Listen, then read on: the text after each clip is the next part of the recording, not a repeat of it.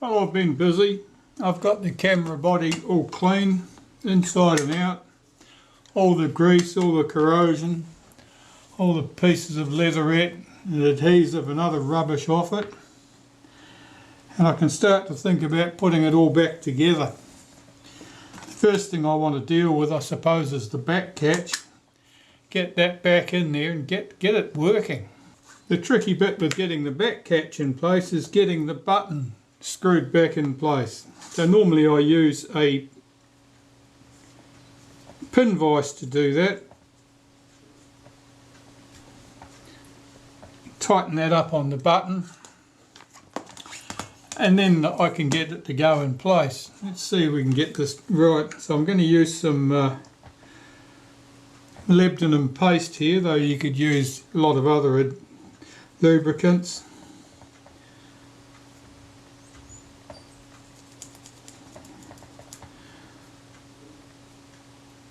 I'm doing that hook in particular, make sure I get that covered.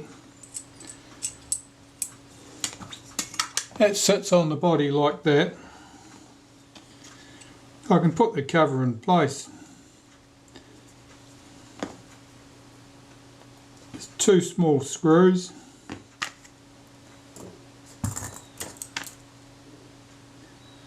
They're smaller than the other screws used on the body, so be careful not to lose them.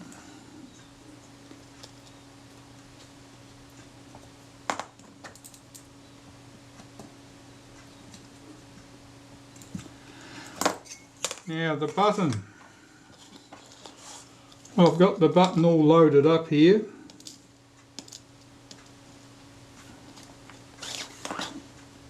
I'll put the spring in it as its return spring. Now I've got to hold this bracket downwards with my finger, and then I can screw the button in place at the base here. That's the theory anyway.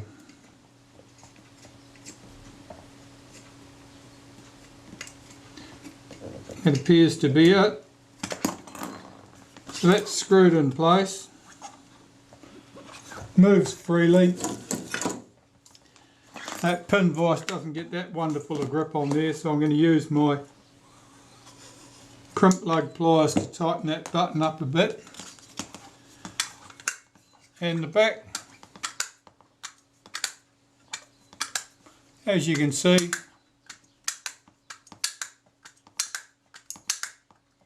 the back opens and closes nicely now, so that's our back catch problem dealt with. And just for good measure, I'll put a wipe of molybdenum on the catch part on the door.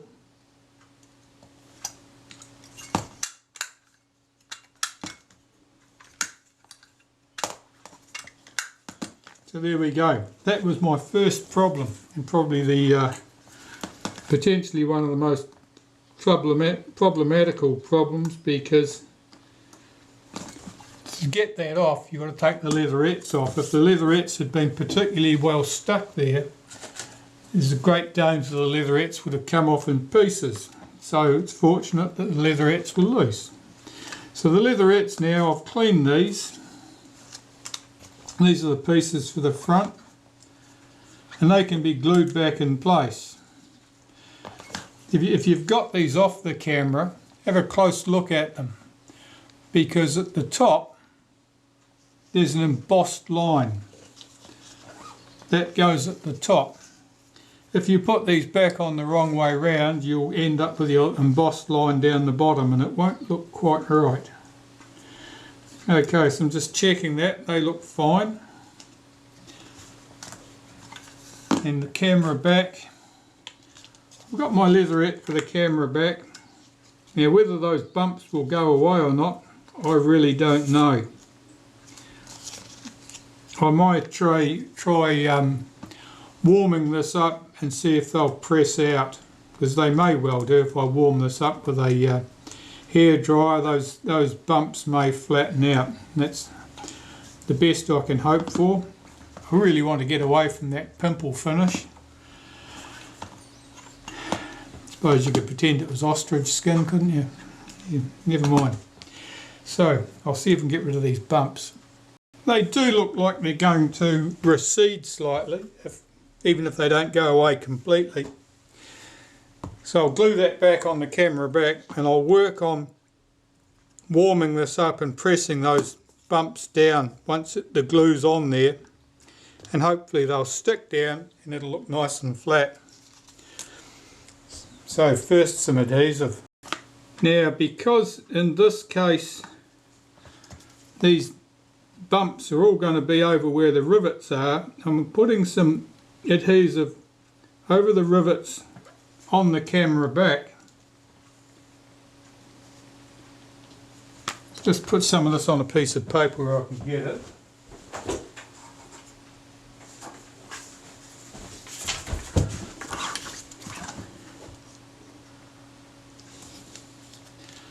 That'll do nicely.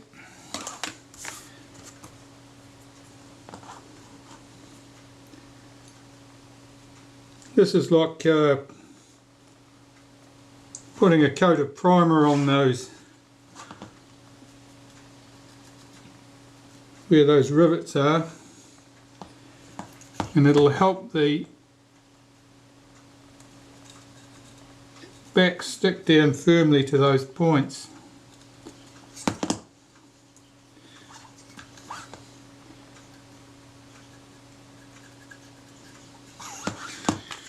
Right, now get some adhesive on the back, leatherette for the back here. Be reasonably generous with a big piece like this. Get this spread evenly. Make sure I've got good cover right to the edges. Edges and corners are the most important part with leatherette when you're gluing them back. For practical purposes, nothing peels off from the centre. It peels off from edges. If you can get the edges well stuck down, all will be good.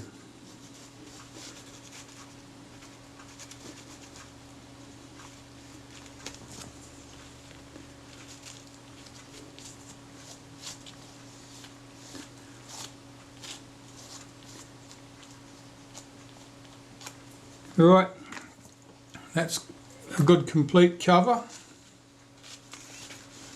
Here's the camera back. Now this is the top of the camera I'm looking at facing me.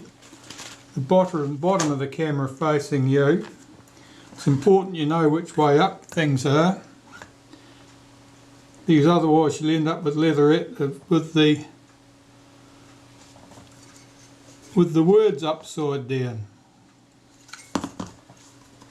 See if we can get this in here. Got to get this centered between the rails here on the frame. Press down firmly. Well, that's looking promising. I'm going to take that away now. I'll get the hairdryer on that while I rub that down, and hopefully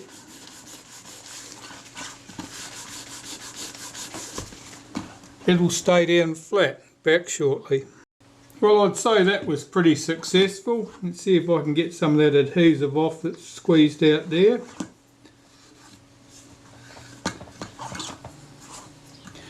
So you can see that by and large my pimples have all gone. It's no longer the most poxed retina in the world. It looks quite tidy. So I've just got to glue back the leatherettes on the front now, which I won't bother showing you that because they will be very simple by comparison. I think that'll pass muster. Okay, and get on to putting this camera back together. Now there's something dirty on that leatherette right there. I'm not sure what it is. It's not adhesive. I'll have to try getting it off with some warm water. Looks like, I don't know what that is, but certainly we don't want it. Well, here's the shutter cocking rack that was in the camera, and that's exceptionally damaged. That's there's no danger you could straighten those teeth up or recover from teeth. It is the mess that's in. So it's going to need a new one. It's okay, we can do these things. So, start reassembling the camera. Well, here is the shaft that transfers the action from the cocking rack through to the shutter. That's the first thing to go back in the body. So I'll put some synthetic grease on there. There's the bracket that will hold it in place. And a little very small short screw holds that in place at the top. I'll run that in most of the way. Then I need to get it spaced correctly. That hole's oversized, you can slide that backwards or forwards slightly, and it's quite important how that's spaced out. So here I have a new shutter cocking rack. Put that in place. And I've got a feeler gauge here. This is 4/1000ths of an inch.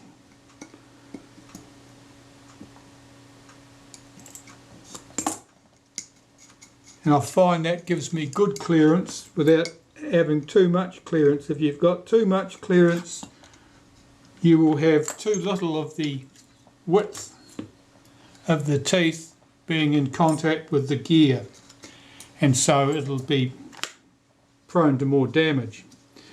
But 4/1000th of an inch gives good clearance. It means that there's no drag here, that runs nice and smoothly. Normally I put a little drop of lacquer on the top there to stop that from running away. Just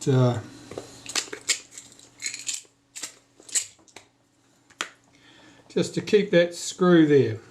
It would be even better to put a bit of lacquer on the bracket to stop the bracket moving inside the camera, but that would be difficult to achieve. That'll do nicely. If I can stop that screw backing off or coming loose, that's going to be more than half the battle. So that's the body for the moment. Let's start with the lens standard.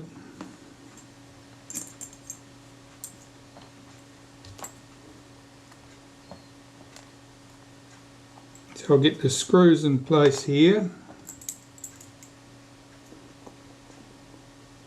There are two shoulder screws. The one at the top has a wider head on it than the one at the bottom, in this case.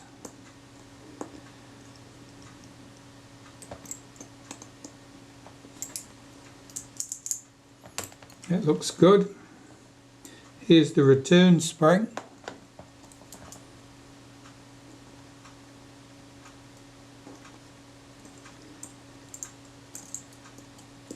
Hook that into place.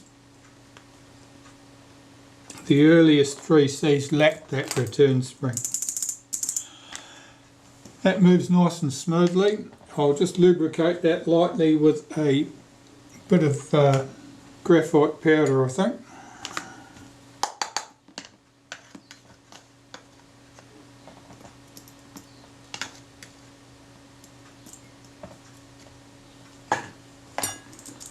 Just work that in. I'm using that in preference to grease, because grease tends to go sticky as it ages, and it also tends to be very good at attracting dust and grit. Okay, so that part's good. That's nice and clicky. I'm just going to put a little bit of synthetic grease in here where the buttons are going to run, top and bottom.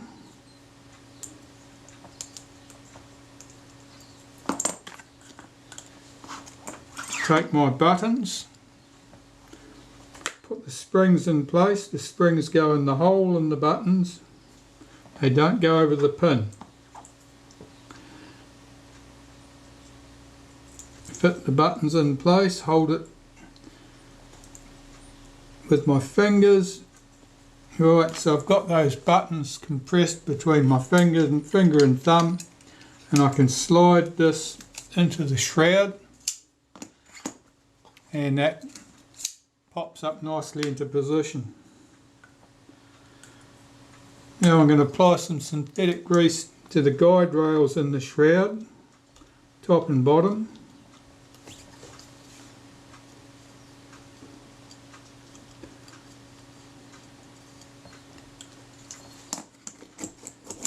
And work that backwards and forwards.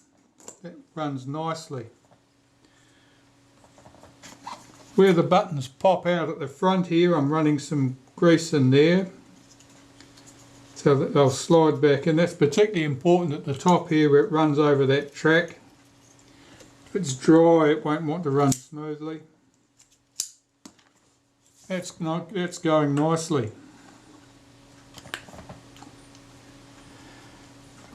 This piece for the shutter release can go in place, so I'm holding this piece down with my finger, slide this in above it, release that, compress the front slightly. That traps this piece in place so it can't fall out, most important. And I can slide the shroud into the body.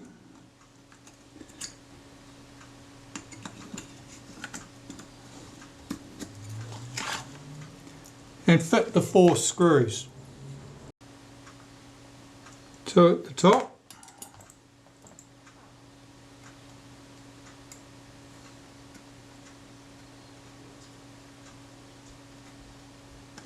it's very easy to displace the little bushes that these screw into, so be gentle as you screw them in, otherwise it's tedious having to get the bush back in place if you dislodge it.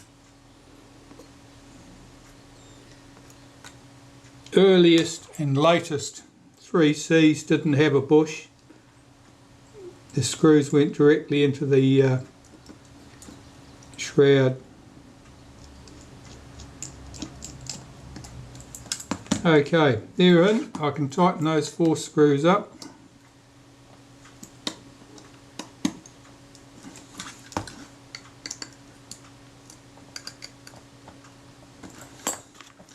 At the base of the camera I'll put the tripod socket on now, and I'll start by putting the little aluminium piece in here. That's where the base of your film cassette will sit. There's our tripod socket, and we just require the correct 3 screws.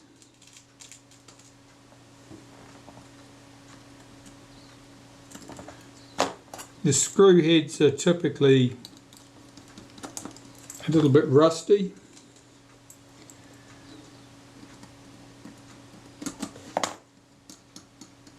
I can only presume that's because cameras get put down on damp surfaces, and whoever puts them down on damp surfaces probably thinks that's fine, as long as it's only the base of the camera in contact with a damp surface. It ain't. Right, so we've got our back caption. Now we've got the tripod socket on the bottom. I can put this down. It's not banging the button and opening the back every time I do so. That all looks pretty good. I think I'll put the rewind in place next. So I'll run some synthetic grease into the bush.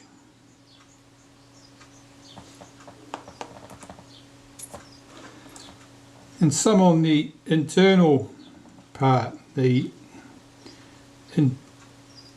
internal section of that rewind shaft. Now this is keyed, so it only slides in one way. has a slight detent into it so it doesn't rattle around loose. Get that up through the bush. Check that it moves smoothly. It certainly appears to do so. It can go on the top of the camera. 2 screws hold that in place.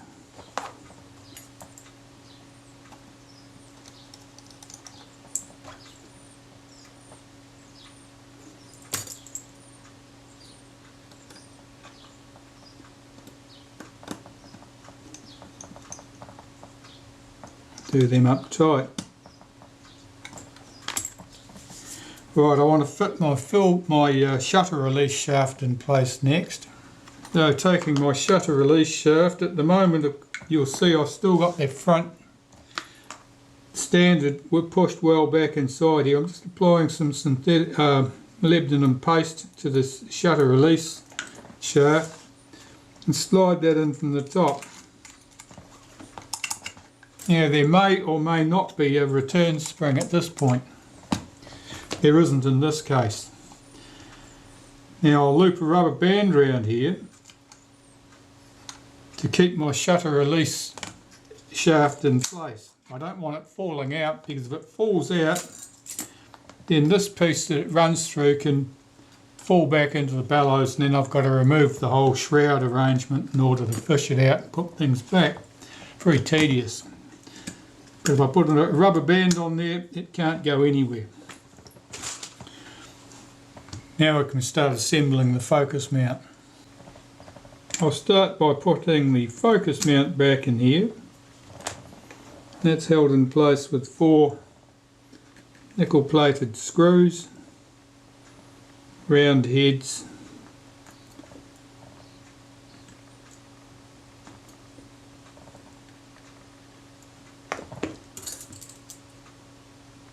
and I'll run those in lightly.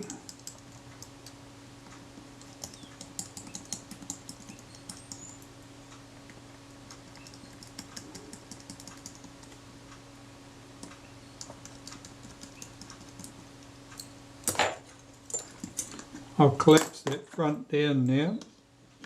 Make sure that shaft comes through, and I'll tighten those 4 screws up.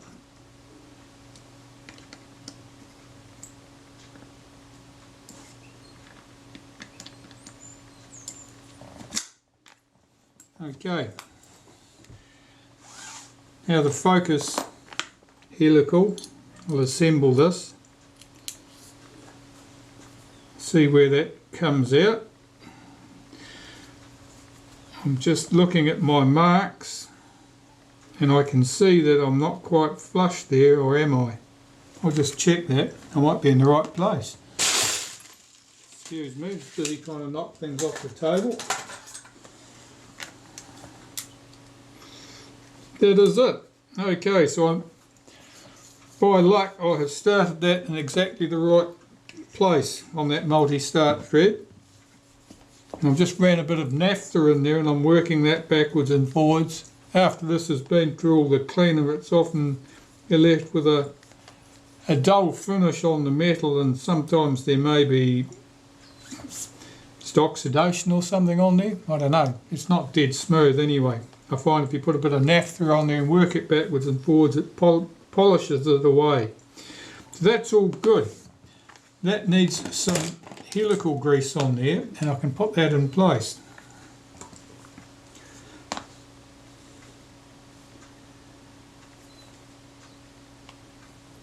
This just needs to go on in about 5 places around the perimeter. You don't need to absolutely clog the threads with grease. I'll just work that backwards and forwards.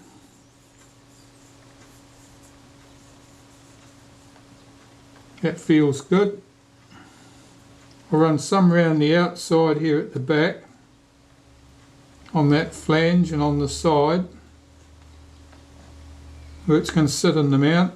And where it runs on the guide posts, the inner helical, I'll just put a smear in there. This can go in the camera body. Now I know which way up it goes because I had a double line at the bottom and a single line at the top. Checking that that moves freely, that seems to be good. Here's the retainer plate, and I'll just run some helical grease around there. You can see where the contact pattern is because typically it's rubbed through the black where it's been, the contact has been greatest in the past. That's held in place with 4 small screws, countersunk head screws.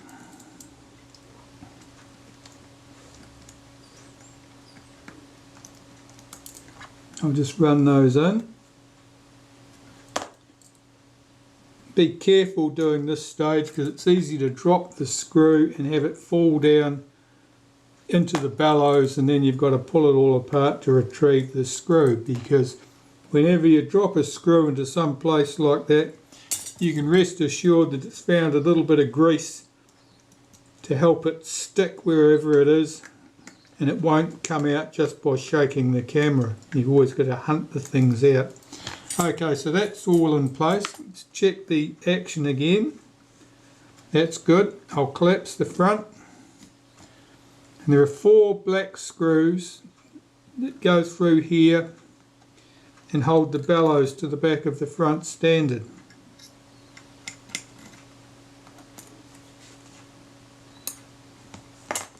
I'll get those in place, get them started.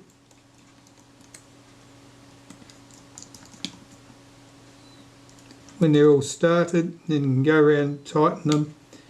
You're pulling up against leather and felt, so they will not go rigid like fixing 2 pieces of metal together. So don't overdo it. You're never going to go rigid. Alright, so we can extend the front. The bellows are now attached. And here is our focus scale ring. And we've got our alignment marks here that I described previously. So this is held in place with 4 screws. Don't over tighten these screws. If you over tighten these screws, you will just end up distorting the outer helical, and then the focus will be unusually tight. They do not need to be over tightened.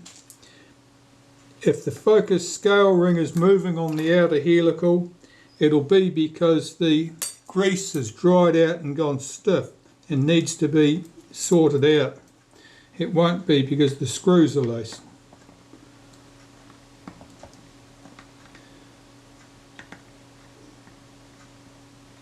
Just making sure I've got that all lined up correctly.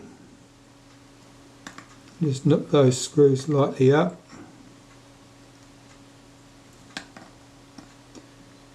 Check the action of the focus again. That's good.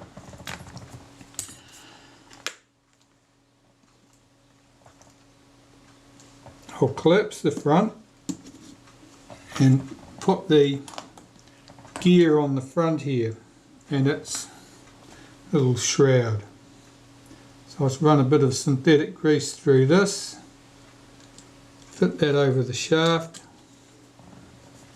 pull it back up, fit the shroud over the top,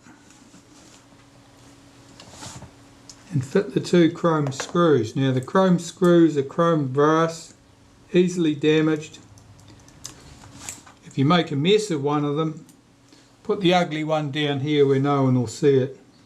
Make sure the pretty one's at the top where people can see. If you make a mess of both of them, well, I'm sorry, I can't help you with that one.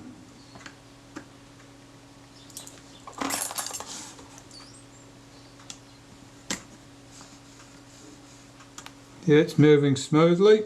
Right, this piece.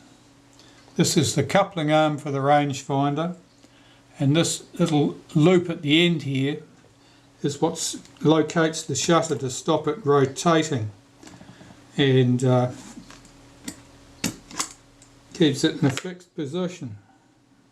So there are 2 tiny screws that hold this to the inner helical.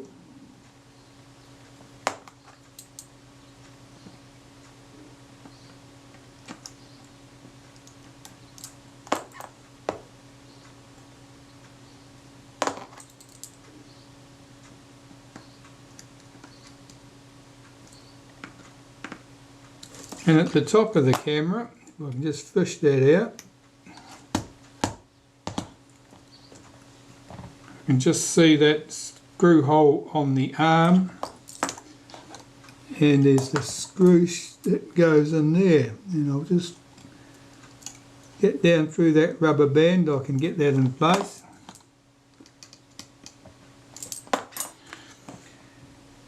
And I put a touch of synthetic grease on that, front and rear of that screw. And as you move the focus, you'll see that that screw moves. That's going to move the arm on the rangefinder. So we have our focus mount all done. That can be slid back into the body.